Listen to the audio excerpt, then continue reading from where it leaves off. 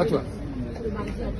Oui, nous poursuivons avec la présentation et l'éloquence que va nous donner et va nous faire M. Sékou Ndiaye. L'entendre et voir combien cette présence et cette garantie que nous faisons pour promouvoir la diversité culturelle d'Afrique et des Caraïbes, nous allons donc nous demander tout simplement quelle est sa vision de toute cette entreprise qui joue sur ce patrimoine et cette diversité culturelle. Bonjour à tous. Je suis très honoré d'être parmi vous pour présenter et parler de l'Afrique. L'Afrique doit avoir une existence visible. Et cette existence passe par son patrimoine, c'est-à-dire sa part et son apport dans le patrimoine commun de l'humanité.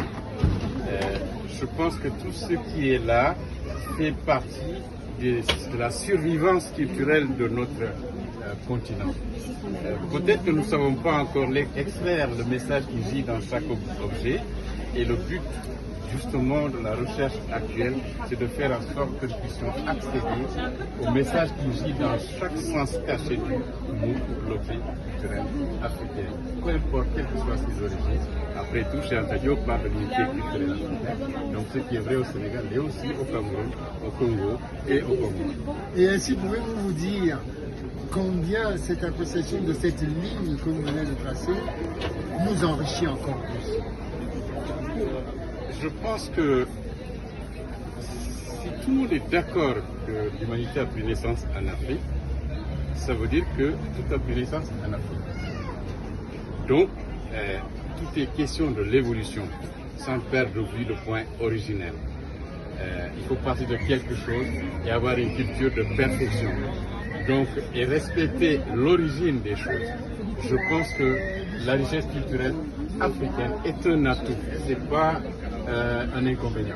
Je pense que si nous savons mettre en valeur nos différentes cultures, il n'est pas exclu que nous puissions accéder aux commandes de l'humanité. Et justement, cette accession à ces commandes de l'humanité nous demande d'avoir encore un éclairage plus riche. Et bien sûr, nous avons un mot de passe qui est de garantir non seulement cet enrichissement du patrimoine immatériel africain, mais aussi mettre en lumière cet héritage. Comment pouvez-vous amener à comprendre et être dans ce long chemin dans lequel il y a du bonheur? J'ai fréquenté un très grand savant africain, beaucoup le connaissent sûrement, le professeur Capé de Bana. Et c'est un savant auprès de qui j'ai travaillé pendant 17 ans. À sa mort en 2015, j'ai publié un ouvrage à son nom intitulé Le Code Capé de la Renaissance, un message adressé à la jeunesse africaine, édité par l'Armatan. Capé parlait beaucoup de l'apport et de la part de l'Afrique dans le patrimoine commun de l'humanité.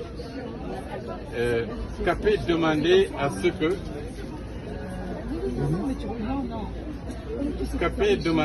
ce que tout le passé africain soit revisité, pays par pays, culture par culture, mettre en place un système de renaissance qui va éclairer, informer et former l'opinion africaine pour effectivement, je répète, reprendre les commandes de l'humanité.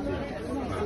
Donc l'Afrique a quelque chose, l'Afrique a une proposition, ne serait-ce que son paradigme de civilisation.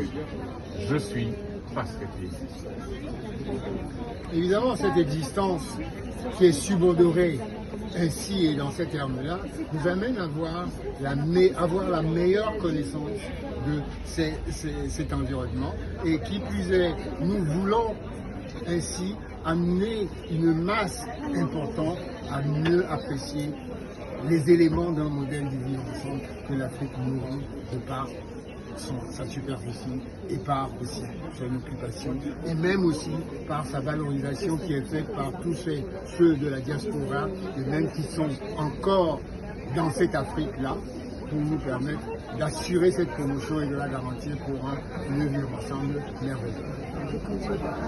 Alors, dans cette forme d'édition culturelle Et dans cette forme de volonté d'aller toujours plus loin, quel dernier conseil pouvez-nous nous donner?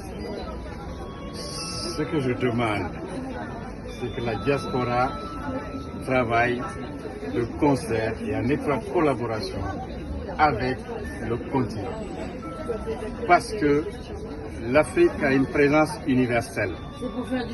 Les possibilités de l'Occident doivent être conjuguées avec les débouchés du continent. Et puisque nous sommes partout, nous devons jouer la carte de la mondialisation version Afrique. Merci pour ce moment assez fort, assez riche. Nous vous remercions de votre présence et merci encore pour cette meilleure connaissance que vous nous avez. Merci Victor, merci à tous. Bravo. Bravo.